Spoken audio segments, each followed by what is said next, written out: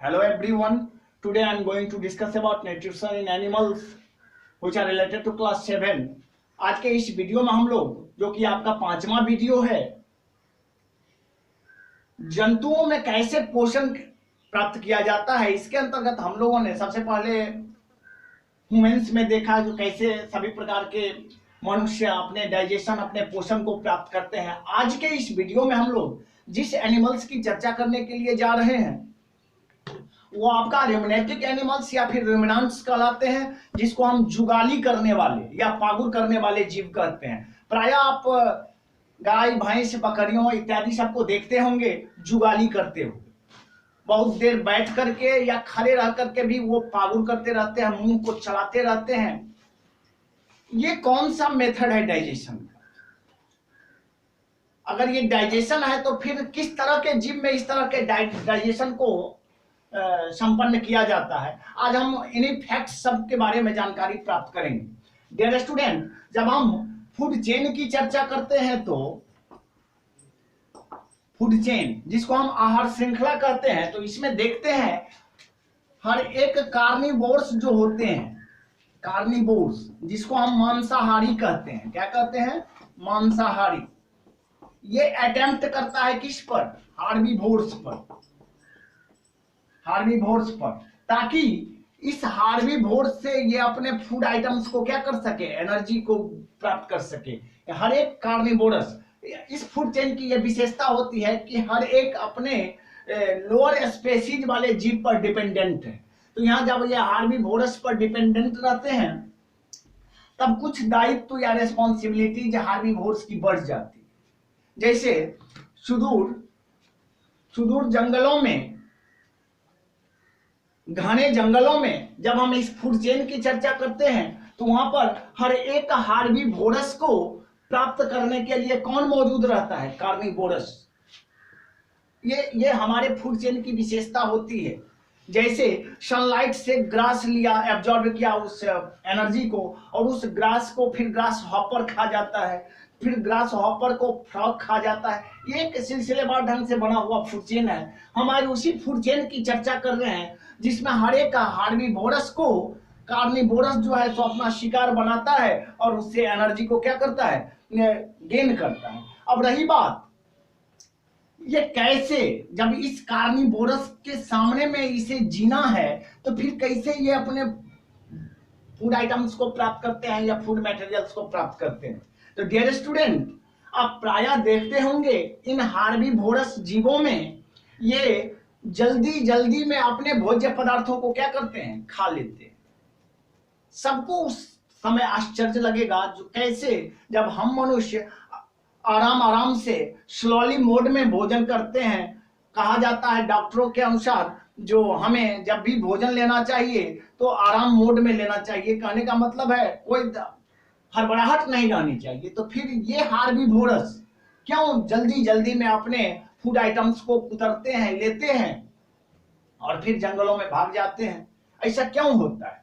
तो dear student, हर एक जीव जो कि डाइजेशन प्रोसेस को अकर करता है उनका पेट दो भागों में बटा हुआ रहता है, स्मॉल इंटेस्टाइन और लार्ज इंटेस्टाइन के रूप में।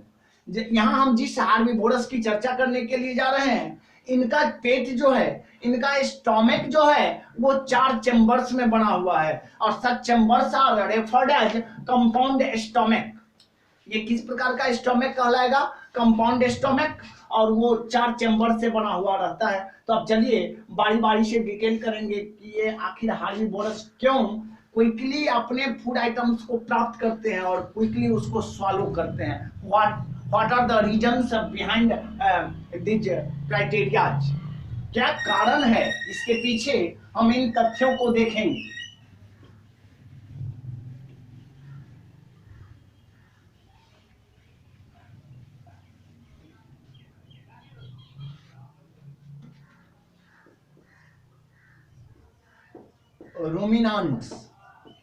रूमिनेंट्स या फिर इसको कहते हैं जुगाली करने वाले। जुगाली करने वाले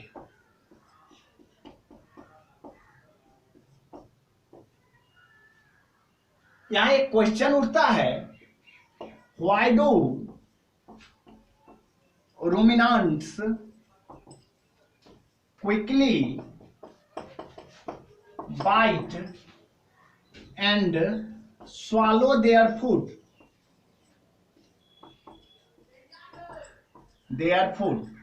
क्यों?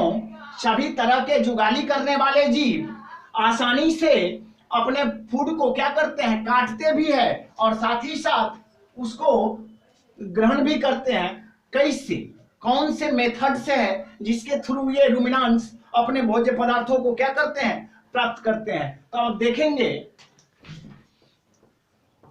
The रूमिनांट्स have a special type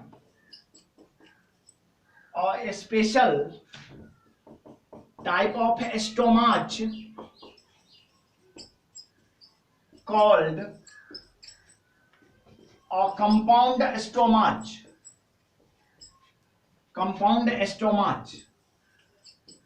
और ऐसा हम कह सकते हैं कि ये आसानी से, तेजी से, जल्दी में अपने भोज्य पदार्थों को काटते भी है और साथ ही साथ उसको निगल भी जाते हैं। तो फिर उसके शरीर में पाचन कैसे होता है? तो इस पाचन के लिए the ruminants have a special type of stomach called the compound stomach. और ये जो स्पेशल टाइप स्टोमक होता है उसके पास में, उस स्टोमक को हम कंपाउंड स्टोमक कहते हैं। क्या कहते हैं? Compound stomach. इस कंपाउंड स्टोमक के थ्रू ही ये रूमिनांट्स अपने भोज्य पदार्थों को क्या करते हैं, प्राप्त करते हैं। अब हम बारी बारी से इन कंपाउंड स्टोमक के बारे में जानकारी प्राप्त करेंगे।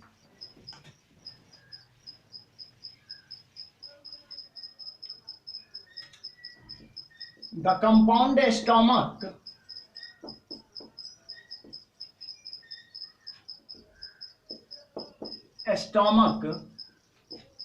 of ruminants are categorized into 4 groups। 4 वर्गों में उसको बांटा जाता है। उनके पूरे पेट को 4 भाग में बांट दिया जाता है। पेट का पहला भाग जो होता है उसको हम रूमेन कहते हैं। क्या कहते हैं? रूमेन। पेट का पहला भाग रूमेन। दूसरा रेटिकुलम, इसको हम रेटिकुलम कहते हैं। तीसरा ओमेशम, ये पेट का तीसरा भाग है जिसको हम ओमेशम कहते हैं। और चौथा भाग जो है उसको हम अबोमेशम कहते हैं। अबोमेशम। और ट्रू स्टोमक, अबोमेशम।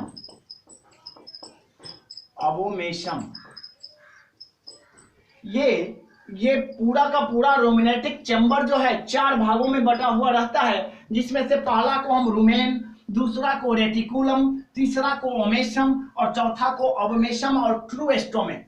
जैसे हमारा पेट 2 भागों में बटा हुआ है, इन जुगाली करने वाले जीवों का पेट भी ट्रू स्टोमक जो है वो अबोमेशम होता है, क्योंकि final digestion takes place in this chamber. इसी चैम्बर में, इसी प्रकोष्ठक में, चौथे चैम्बर में भोजन का सही से पाचन होता है। अब हम बारी बारी से सिस्टमैटिकली इन 4 फैक्टर्स को देखेंगे, जिसमें से हमारा है rumen.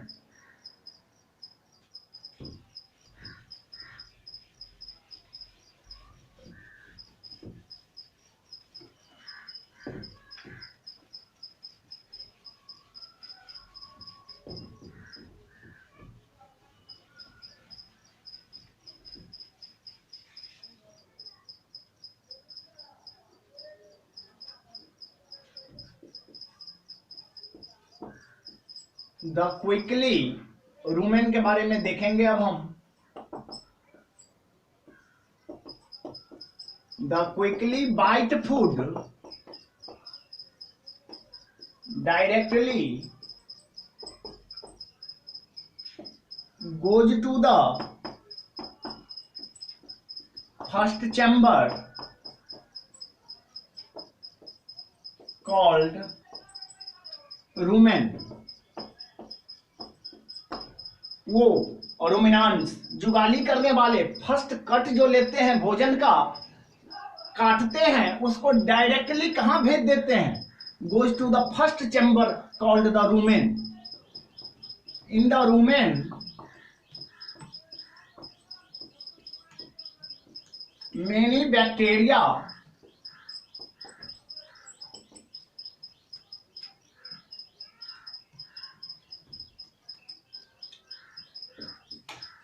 break down the food particles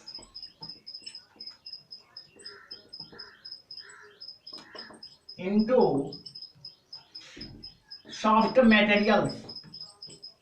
चूंकि ये सेलुलोज खाते हैं तो इसको सेलुलोज तो बहुत ही कॉम्प्लिकेटेड फूड आइटम्स माना जाता है, तो इसको तोड़ने की जरूरत होती है। और इसको तोड़ने के लिए इनके रूमेन में बहुत सारे बैक्टीरिया मौजूद होते हैं जो उस फूड पार्टिकल्स को तोड़ते हैं और किसमें कन्वर्ट कर देते हैं? सॉफ्ट मटेरियल्स में कन्वर्ट कर देते हैं।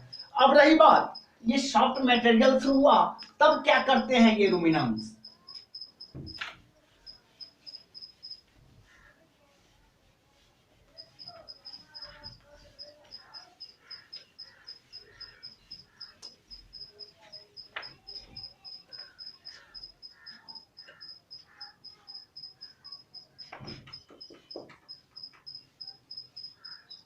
After softening materials, food materials,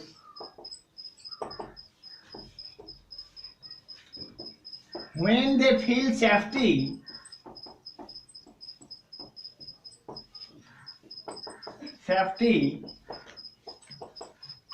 they start to chew their cud।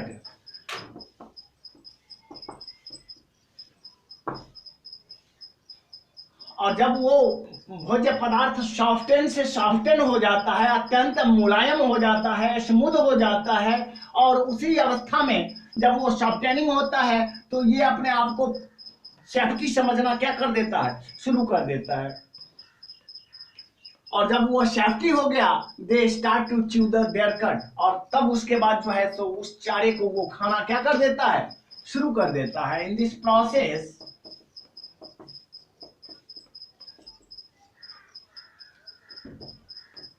The food is sent to the second chamber called the reticulum, और जब वो फूड मटेरियल सॉफ्टन हो गया, फिर उसको वो रूमिनेटिक एनिमल चबाना क्या कर दिया? शुरू कर दिया। चबाने के बाद उस सभी भोज्य पदार्थों को सेकेंड चैम्बर में भेज दिया जाता है, जिसको हम रेटिकुलम कहते हैं। अब देखेंगे जो रेटिकुलम में क्या होता है।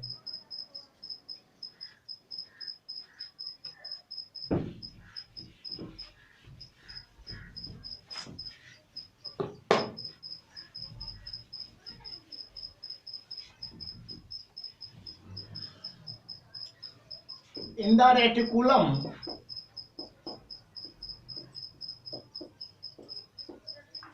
reticulum, the food particles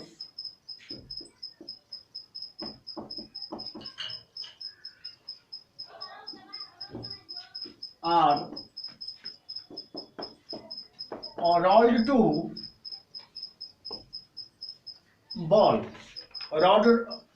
rolled to ball, and then sent back to the mouth again। इस रेटिकुलम में जब वो फूड रोल्ड कर जाता है, बॉल रूप में गेंदनुमा आकृति बन जाती है, तब उस गेंद को बारी बारी से ये रूमिनेटिक एनिमल पुनः माउथ में भेजना क्या कर देता है? शुरू कर देता है। From reticulum to the mouth. अपने रेटिकुलम से माउथ में भेजना क्या कर देता है, शुरू कर देता है। When these food particles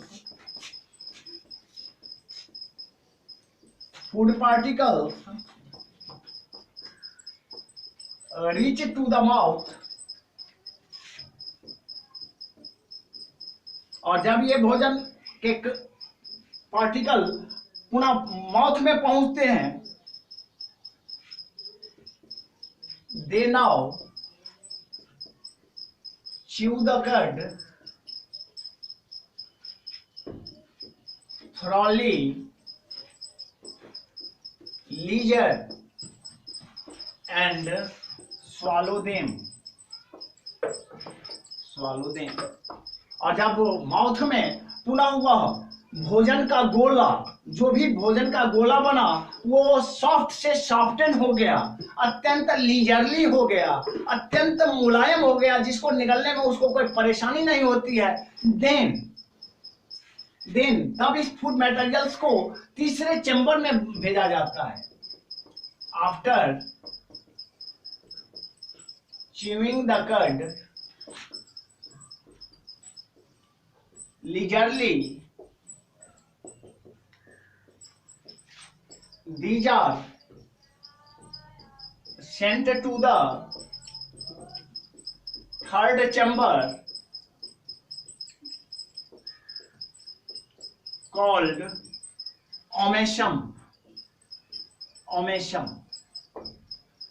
और जब और भी चारा एकदम लीजर हो गया, एकदम चिपचिपा मुलायम हो गया, then these all food items are sent to the third chamber called omasum, और तब वहां से वो फूड आइटम्स ओमेशम, जो कि तीसरा पेट होता है उस रुमिनेटिक एनिमल्स का, वहां पहुंच जाता है। अब देखेंगे ओमेशम से ये फूड आइटम्स कहां पहुंचता है।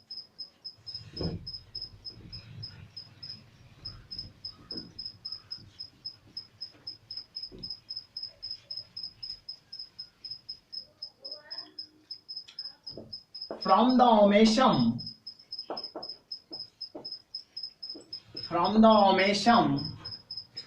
the food particles are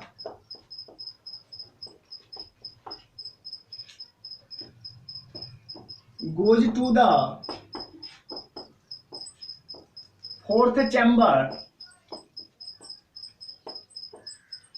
or true stomach called the abomasum,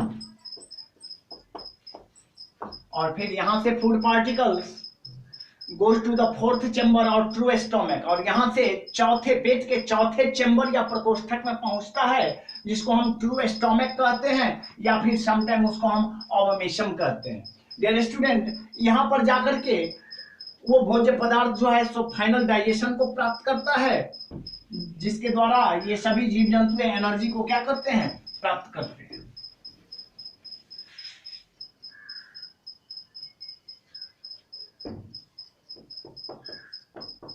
In the abomasum,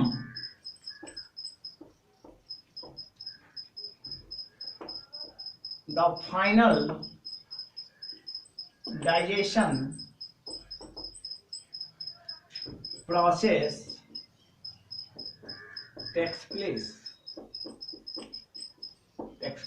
और यही इसी ओबोमेशम ट्रू स्टोमक में भोजन का फाइनल डाइजेशन होता है, और एनर्जी के रूप में ये सभी जीव जंतुएं उस भोज्य पदार्थ को क्या करते हैं, प्राप्त करते हैं। Remaining process of absorption, assimilation and the excretion are similar to that of man.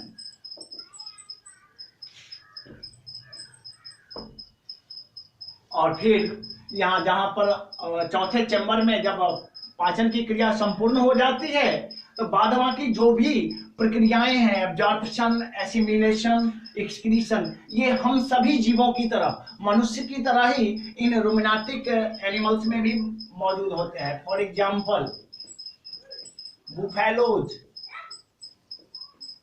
Cause, गोट, इटिस, ये कुछ एक रुमिनेटिक एनिमल्स हैं जिसमें बफेलोज, काउज, गोट इत्यादि को प्राथमिकता दी जाती है। ये सब के सब जुगाली करने वाले जीव हैं जो एक बार में क्विकली बाइट करते हैं अपने फूड स्टफ्स को और उसको स्टोर करके रखते हैं और बाद में फिर अपने उपयोगिता के हिसाब से उसको जो है सो यूटिलाइज करते हैं। डियर स्टूडेंट, इसी के साथ आज हमारा ये टॉपिक समाप्त हो रहा है, साथ ही साथ चैप्टर भी समाप्त हो रहा है। इसका सारा PDF, question answers, objective type question answers, ये सब आपको पीडीएफ के थ्रू डाला जा रहा है, जिसको आप लिंक पर जाकर के खोलेंगे लिंक को और वहां से इस पीडीएफ को प्राप्त कर सकते हैं। तब तक के लिए धन्यवाद।